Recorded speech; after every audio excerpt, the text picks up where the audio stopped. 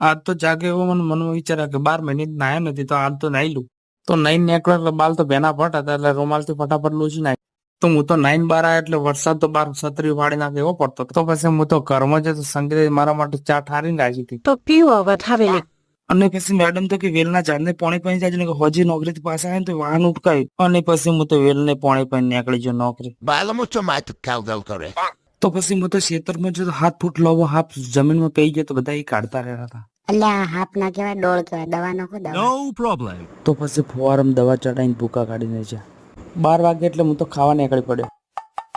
બચી ગયા હો, હાફ બહુ મોટો હતો. તો બપોર પછી એડની બોરીઓ ભરીને અમારે જવાનું હતું અમેરિકા. અમેરિકા એટલે સીડમાં જવાનું હતું. ભાઈ ટોલામાં માલ ભરે એટલે તો મેં વાયરો ખાઈ લીધો. તો બોરીઓ ભરાઈ છે એટલે અમે નીકળી પડ્યા સીડમાં બોરીઓ ખાલી કરવા. તો ડાયરેક્ટ સીધા જઈને બોરીઓ ખાલી કરવાનું ચાલુ કર્યું. તો અમારા સુરપાલસિંહ તો પડતા પડતા નેટ બચાલ્યો. તો અહીંયા તો એકડા ઉતારીને આપણે પાછા વાળા તો ટ્રેક્ટર તો મેં આચી લીધું 280 સ્પીડ. અડધા આવી ગયા યાદ આવ્યું કે બિયારણ તો આપણે અહીંયા ભૂલી ના તો વળી પાછું વાળ્યું ટ્રેક્ટર. અને અમારા અંકિત ભાગુ કેસ જો આપણો.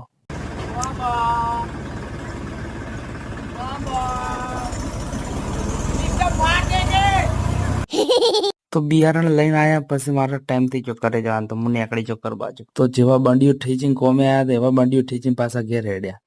જય માતાજી.